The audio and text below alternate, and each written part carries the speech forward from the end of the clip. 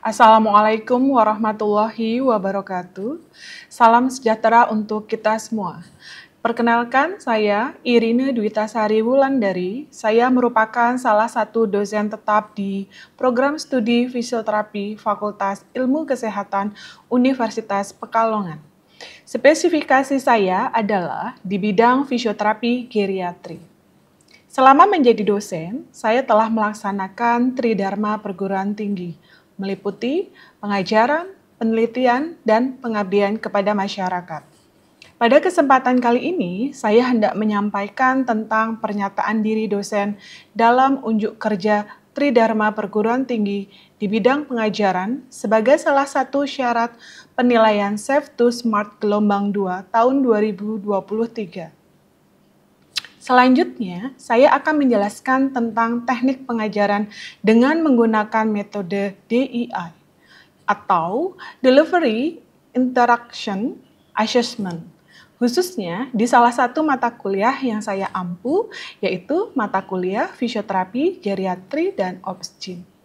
Diawali dengan menjelaskan terkait dengan deskripsi singkat mata kuliah Fisioterapi Geriatri dan Obsgyn, di mana identitas mata kuliah ini adalah di semester genap tahun 2022-2023 dengan kode mata kuliah FTT 046 di AMPU semester 4. Mata kuliah ini memiliki 2 SKS. Status sebagai mata kuliah ini adalah wajib bagi mahasiswa semester 4 sebagai mata kuliah prasyarat semester berikutnya, yaitu untuk mengambil fisioterapi komprehensif 1 dan 2. Deskripsi mata kuliah fokus mata kuliah ini membahas tentang gambaran pelayanan fisioterapi pada geriatri dan obstetri serta ginekologi, prinsip pendekatan kepada pasien atau klien, anak, orang tua, keluarga, ibu hamil, wanita dengan problem penyakit kandungan atau usia lanjut atau yang disebut dengan geriatrik.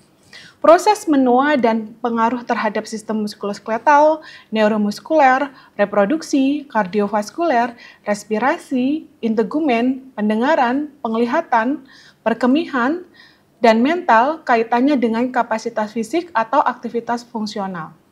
Selain itu juga proses kehamilan dan kelahiran serta pengaruh terhadap kapasitas fisik atau aktivitas fungsional. Untuk capaian pembelajaran pada mata kuliah ini, nantinya diharapkan mahasiswa mampu menguraikan tentang pengertian, klasifikasi, perubahan fisiologis, patologi pada geriatri dan ibu hamil atau kondisi kehamilan, serta sampai dengan bagaimana penata laksanaan fisioterapi yang terdiri dari asesmen hingga intervensi serta evaluasi. Lalu yang selanjutnya, CPL terdiri dari yang pertama, mampu menguraikan faktor yang mempengaruhi perubahan anatomi dan fisiologi geriatri dan ibu hamil. Lalu CPL yang kedua, mampu menguraikan perilaku dan kondisi patologi geriatri serta kondisi kehamilan. Lalu CPL yang ketiga, mampu mempraktekkan pemeriksaan dan pengukuran fisioterapi pada kasus geriatri dan kondisi kehamilan.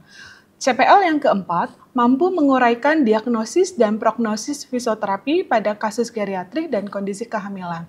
Masuk ke CPL yang kelima, mampu mempraktekkan intervensi fisioterapi pada kasus geriatrik dan kondisi kehamilan. Lalu CPL yang keenam, mampu menyusun laporan hasil praktikum terkait dengan penata laksanaan fisioterapi pada kasus geriatri dan kondisi kehamilan atau ginekologi. Selanjutnya, saya akan menjelaskan terkait bahan atau materi di mata kuliah fisioterapi, geriatri, dan obsgyn. Mulai dari pertemuan yang pertama, nanti akan menjelaskan terkait tentang pengertian geriatri, klasifikasinya, jenis penyakit terbesar geriatri, serta faktor yang mempengaruhi penuaan. Lalu masuk ke pertemuan selanjutnya, nanti akan menjelaskan manifestasi perubahan fisiologis dan patofisiologis yang menimbulkan gangguan kesehatan, kelainan, dan penyakit pada sistem muskuloskeletal sampai dengan proses fisioterapi dan penata laksanaannya. Lalu juga nanti dilanjutkan pada sistem neuromuskuler, kemudian dilanjutkan pada sistem kardiovaskuler, serta respirasi, sampai dengan proses fisioterapi dan penata laksanaan. Selain itu juga, nanti akan membahas tentang perubahan fisiologis, kemudian asesmen, intervensi, exercise terkait dengan balance. Lalu dilanjutkan dengan penanganan luka pada geriatri dan prinsip fisioterapi pada pos operasi dan latihannya. Lalu nanti lanjut ke evaluasi tengah, yaitu ujian tengah semester. Setelah ujian tengah semester, maka nanti akan lanjut ke fisioterapi opsin. Nah, fisioterapi opsin nanti akan mempelajari mulai dari anatomi dan fisiologi reproduksi wanita hingga perkembangan janin serta perubahan fungsional, patologik dan problematika kehamilan. Lalu selain itu juga nanti sampai dengan membahas terkait dengan proses fisioterapi dan penata laksanaan pada kondisi kehamilan serta postnatal juga postoperasi ginekologi. Dan pada pertemuan terakhir nanti akan masuk pada evaluasi berupa ujian akhir semester. Lalu selanjutnya bentuk pembelajarannya berupa kuliah luring dalam ruang kelas laboratorium fisioterapi Universitas Pekalongan. Metode pembelajaran yang digunakan adalah metode SCL atau yang disebut dengan Student Centered Learning dengan menggabungkan lebih dari satu metode, yaitu ada ceramah, ada small group discussion, kemudian ada simulasi dan ada demonstrasi.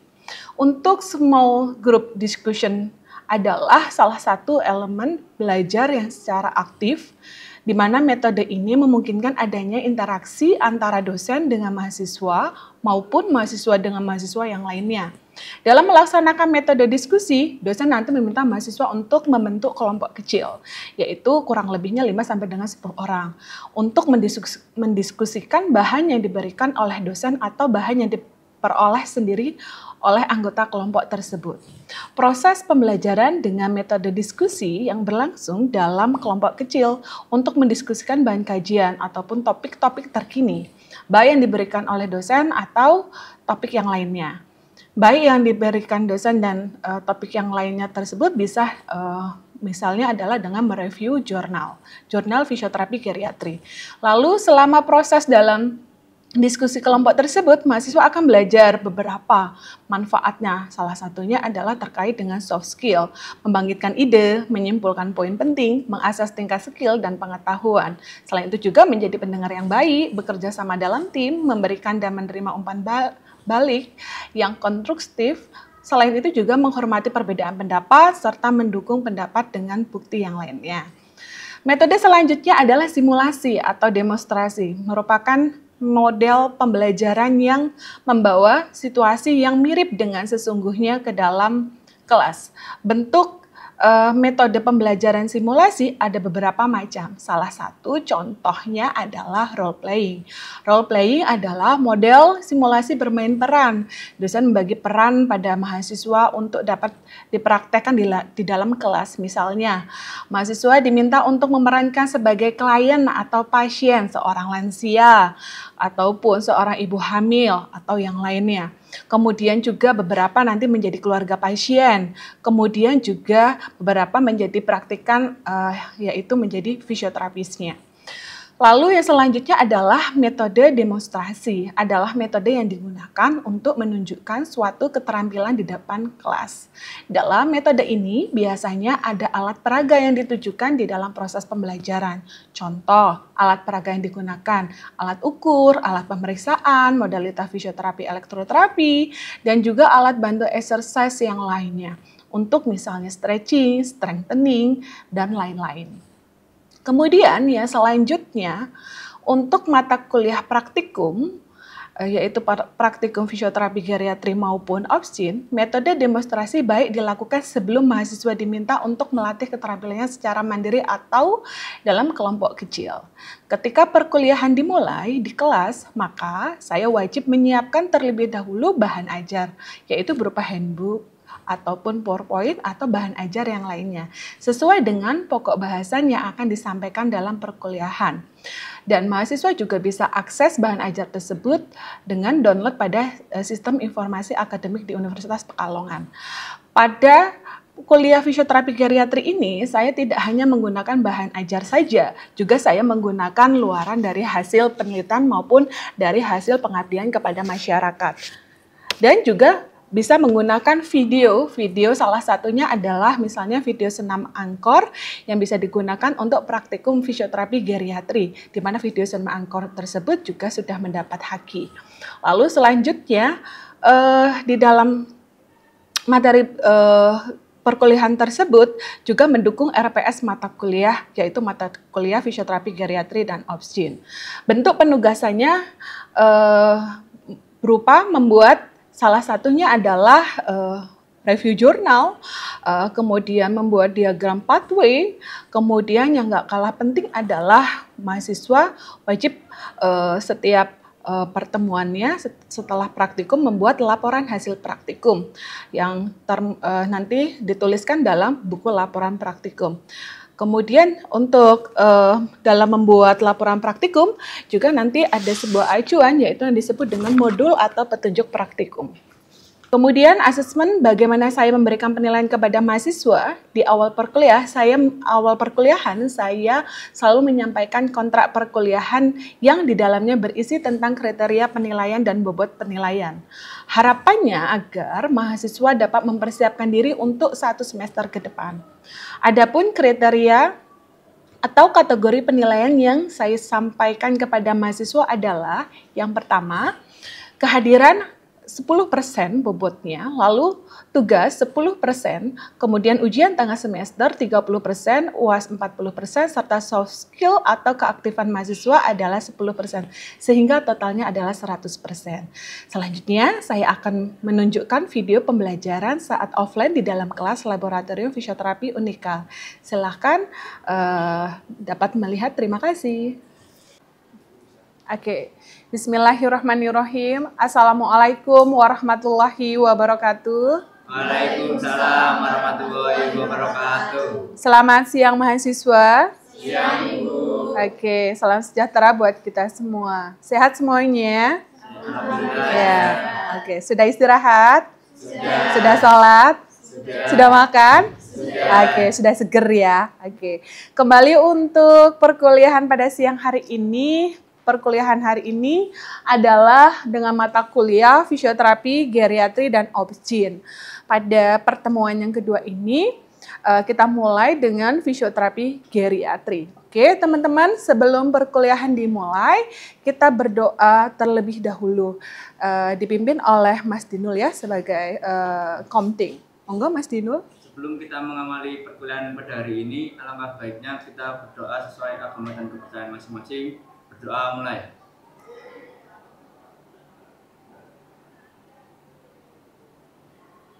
Selesai. Ya, amin. Terima kasih Mas Dinul. Bismillah, mudah-mudahan berjalan lancar ya untuk perkuliahan hari ini. Oke, teman-teman, sebelum Ibu menjelaskan materinya, Ibu akan absen dulu ya, mahasiswa. Adakah yang tidak masuk hari ini? Iya, alhamdulillah. Oke, Ibu akan absen kalian semuanya, dipanggil satu-satu. Nanti absennya ada absen menggunakan absen jurnal, lalu nanti juga menggunakan akad ya. Oke, Arfiati Shalwada. Oke. Nadia. Oke. Shiva. Oke. Zarina.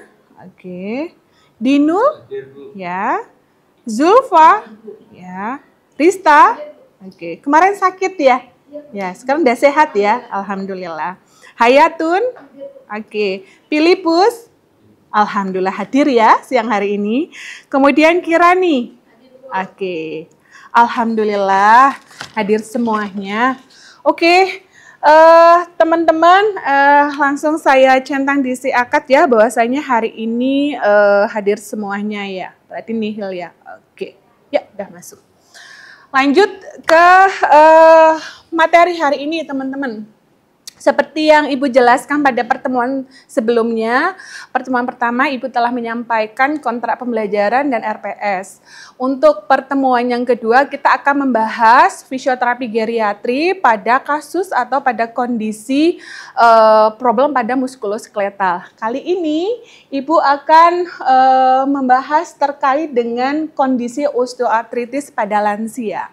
Sebelum menjelaskan apa sih yang dimaksud dengan osteoartritis, kemudian osteoartritis pada lansia itu seperti apa, maka perlu diketahui ada yang disebut dengan capaian pembelajaran. Jadi nanti setelah perkuliahan pada siang hari ini, harapannya mahasiswa itu dapat memahami, mengetahui terkait dengan kondisi osteoartritis pada lansia dan sampai dengan penata laksanaan fisioterapinya.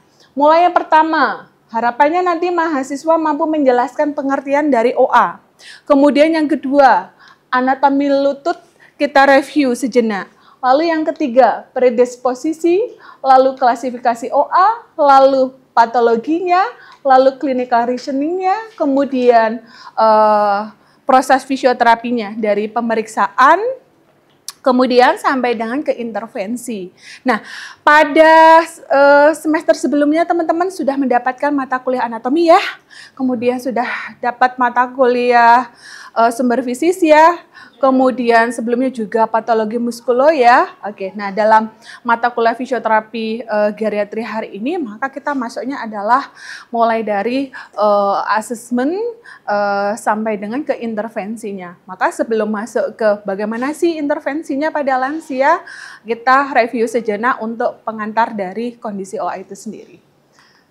Nah, kalau data Kemenkes, maka jumlah kondisi OA itu pada lansia itu cukup tinggi teman-teman. Dilihat dari data OA untuk usia 55 sampai dengan 64 tahun sebanyak 45%, lalu usia 65 sampai dengan 74 itu 51%, dan usia di atas 75 tahun mencapai 54,8%. Jadi memang kondisi osteoartritis itu kondisi yang mana banyak dialami pada tidak hanya lansia, bahkan pralansia masuk usia 50-55 tahun. Oke. Lalu juga wanita merupakan usia wanita dengan memasuki usia di atas 50 tahun juga beresiko terkena atau mengalami OA oleh karena salah satunya adalah faktor menopause. Lalu ini disebut dengan predisposisi ya, faktor-faktor yang mempengaruhi terhadap OA. Nah, usia seperti yang disampaikan sebelumnya, pengaruh dari usia yaitu oleh karena degeneratif yang mempengaruhi terhadap kondisi OA, sehingga bisa menyebabkan problem-problem ada yang rasa nyeri, kekakuan sendi, kelemahan otot, dan lain sebagainya. Termasuk juga jenis kelamin, obesitas, kemudian bone density, kemudian trauma, dan lain-lain. Oke. Ini adalah anatomi sendi lutut ya, teman-teman ya. Bisa diambilkan Mbak Mai untuk pentemnya. Oke. Kemudian ini ada beberapa grade ya. Kalau kita bicara grade OA, kita bisa lihat menggunakan pentem bahwasanya grade OA itu terdiri grade 1, grade 2, grade 3, dan grade 4. Teman-teman masih ingat ya pada mata kuliah patologi muskulo kita sudah mempelajari terkait dengan grade OA itu sendiri. Nah, di sini adalah pentem lutut ya, teman-teman. Oke.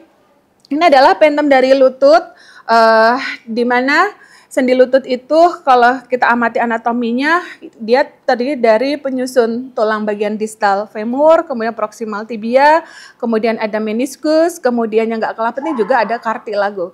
Nah, untuk kondisi OA itu sendiri, grade 1, maka akan muncul osteofit. Oke, tapi dia tidak banyak. Lalu akan meningkat grade 2, mulai sedikit. Oke, kemudian grade 3-nya moderat, kemudian grade 4-nya akan lebih banyak osteofitnya. Namun biasanya kalau dilihat dari foto ronsen tidak begitu nampak jelas untuk yang grade 1-nya. Akan nampak jelas nanti masuk di grade 2 untuk osteofitnya. Kemudian yang selanjutnya adalah joint space-nya itu mulai menyempit pada masuk ke grade 3.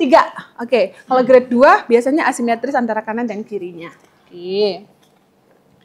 Lalu yang selanjutnya adalah patologinya ya.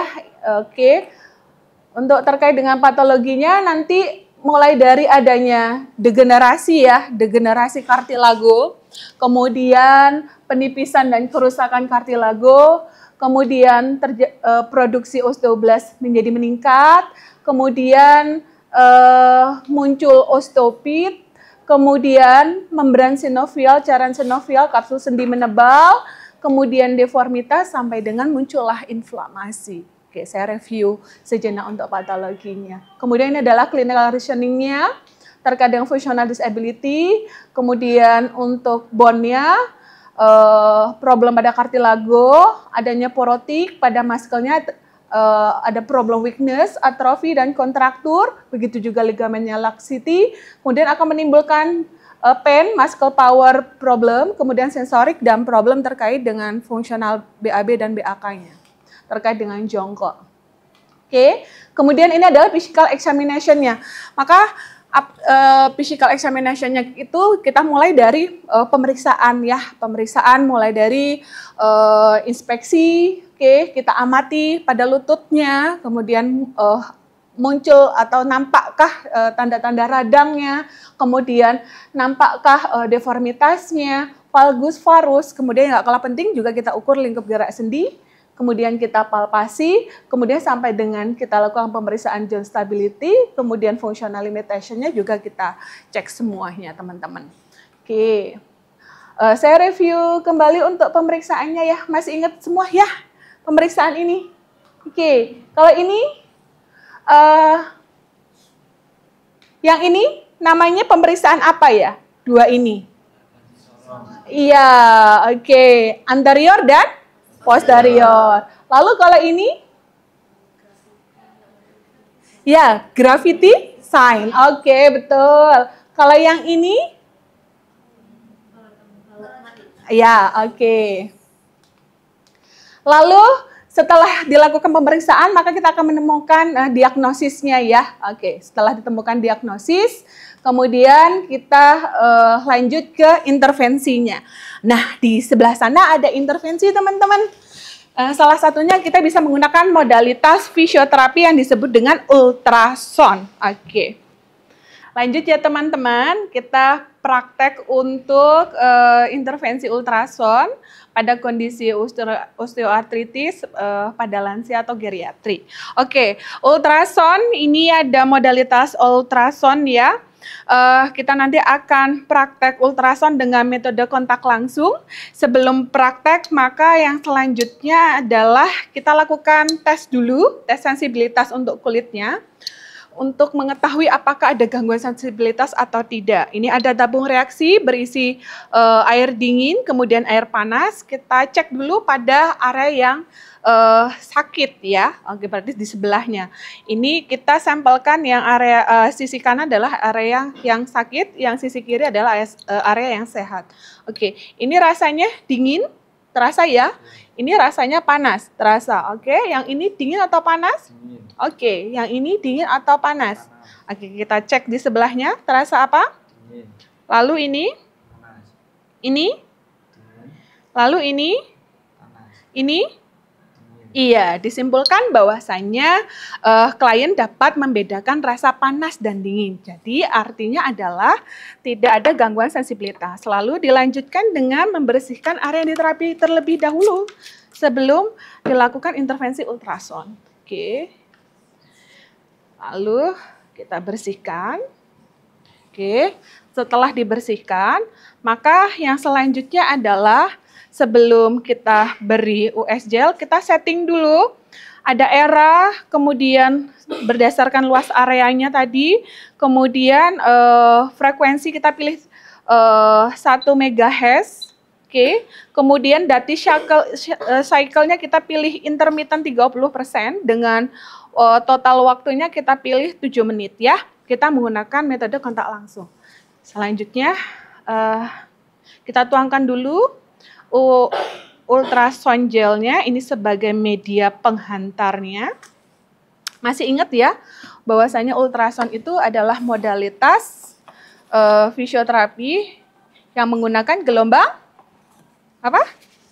Suara ya. Kita ratakan dulu.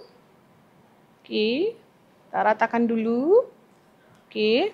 Kemudian yang selanjutnya kita naikkan intensitas setelah kita atur untuk waktunya. Intensitas yang saya gunakan adalah intensitas sedang ya, 0,7 watt cm persegi. Lalu selanjutnya kita gerakkan transducer. Di sini ada lampu indikator ya, berwarna biru, yang artinya adalah gelombang ultrasound tadi. Dia sudah keluar dari sirkuit primer ke sekunder, kemudian menuju ke target jaringan. Oke, ya, oke, sampai beberapa menit. Kemudian jika alat ultrasound itu mengeluarkan bunyi suara, tit, misalnya seperti itu, kemudian lampu detektornya ini sudah mulai mati, maka artinya waktu sudah selesai. Kalau sudah selesai, kita bersihkan dulu transdusernya, lalu dilanjutkan dengan kita bersihkan area yang telah dilakukan ultrasound tadi untuk membersihkan US gel-nya. Setelah itu, sudah selesai, dan selain modalitas ultrasound juga modalitas hot pack ya kita bisa gunakan ya. Ini yang juga bisa kita edukasikan kepada lansia jika mengalami OA di rumah, misalnya mengalami nyeri, kemudian kaku ototnya, kemudian kaku lututnya untuk ditekuk, untuk mengurangi nyerinya, kemudian untuk relaksasi muscle-nya bisa dengan kompres hot pack seperti ini. Sebelumnya direndam menggunakan air panas. Oke, kemudian bisa dibalut dengan menggunakan handuk biar suhunya tetap stabil. Oke, seperti itu. Ada pertanyaan tidak untuk aplikasi ultrasound dengan hot pack? Durasi. Oke, durasi ini nanti 10 sampai dengan 15 menit. Oke. Demikian nggih untuk praktek intervensi ultrasound dengan hot pack. Nanti kita akan lanjut dengan exercise. Oke, langsung saja yuk kita latihan. Coba kalian supin lying teman-teman. Yuk tidur terlentang, silahkan tidur terlentang, kita praktekkan. Yuk Mbak Mai di tengah sini. Ya, nih. Ya tidur. Oke. Ya, tidur terlentang, geser ke sini Mbak Mai. Oke. Untuk yang pertama ya teman-teman ada straight leg raise atau misalnya satu menjadi probandus, kemudian yang satu jadi praktikan boleh saling berpasangan. Yuk, silahkan. Oke, yang pertama adalah tidur terlentang, kemudian salah satu kaki ditekuk, kemudian setelah itu kaki yang sebelahnya diminta untuk mengangkat lurus. Oke, coba. Oke, lalu setelah itu dipertahankan kurang lebih adalah 5 detik. Ya, 1, 2, 3, 4, 5, kemudian turun. Dan nanti dilanjutkan sebelahnya. Lalu teknik yang selanjutnya adalah isometric quadricep. Oke, ya. Maka ini nanti kita bisa menggunakan handuk, teman-teman. Nanti handuk kita letakkan di bawah sini, kemudian selanjutnya nanti diminta menekan. Kalau tidak ada handuk, kita bisa menggunakan tangan. Oke, tangan kita letakkan di bawah, seperti ini, mengepal. Kemudian diminta untuk menekan. Oke, 1, 2, 3, 4, 5, lemes. Oke, kemudian tingkatkan 10 detik. Jadi kurang lebihnya seperti itu suhunya. Oke, cukup ya teman-teman. Terima kasih. Selanjutnya silakan nanti dikerjakan untuk tugasnya. Insya Allah kita akan ketemu lagi di minggu depan ya teman-teman. Terima kasih atas perhatiannya. Mohon maaf jika ada kurangnya. Sekian dari Bu Iren. Kita ketemu lagi di minggu depan. Assalamualaikum warahmatullahi wabarakatuh. Waalaikumsalam warahmatullahi wabarakatuh.